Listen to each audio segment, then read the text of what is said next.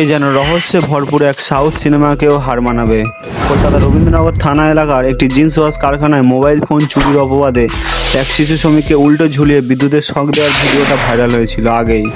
তা নিয়ে আলোড়ন পড়ে গিয়েছিল রাজ্য জুড়ে, কিন্তু তারপর নিখোঁজ হয়ে গিয়েছিল ওই শিশু শ্রমিকটি। পুলিশ তদন্ত শুরু করে খুন করা হয়েছে নাকি অন্য কোথাও আটকে রাখা হয়েছে, সব সম্ভাবনাকে সামনে রেখে তদন্ত চলে। তবে খোঁজ মেলেনি ওই শিশুর। পরিবারও তার বেঁচে থাকার আশা ছেড়ে দিয়েছিল। নাবালকের সন্ধান পেতে পুলিশের বিরুদ্ধে একের পর এক ক্ষোভ উগড়ে দিয়েছে পরিবার পরিজনেরা। রাস্তা অবরোধ থেকে শুরু করে থানা ঘেরাও সব কিছুই হয়েছে।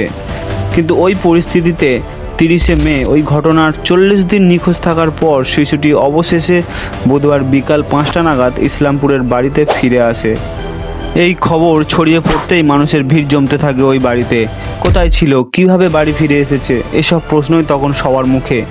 চলুন পুরোটা জানা যাক ভিডিওর মাধ্যমে।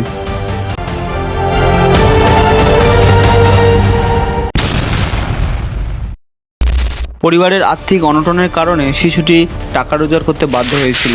কলকাতার রবীন্দ্রনগর থানা এলাকায় একটি জিন্স ওয়াশ কারখানায় শিশুটি কাজে ঢুকেছিল, কিন্তু চুরির অপবাদে শিশুটি কারখানায় অত্যাচারিত হয়ে ওখান থেকে পালায় এবং ও এক দোকানে কিছু খাবার কিনতে গিয়েছিল। সে সময় মানু নামের এক যুবক তাকে সেই দোকান থেকে ধরে আকরা নামক জায়গায় একটি ঘরে নিয়ে গিয়ে আটকে রাখে। দীর্ঘদিন নির্যাতনের পর মঙ্গলবার শিশুটি কোনো ক্রমে সেখান থেকে পালাতে সক্ষম হয়। প্রথমে সে আকরা স্টেশন থেকে লোকাল ট্রেনে শিয়ালদা পৌঁছায় এবং শিয়ালদা থেকে কিষানগঞ্জে এসে নামে।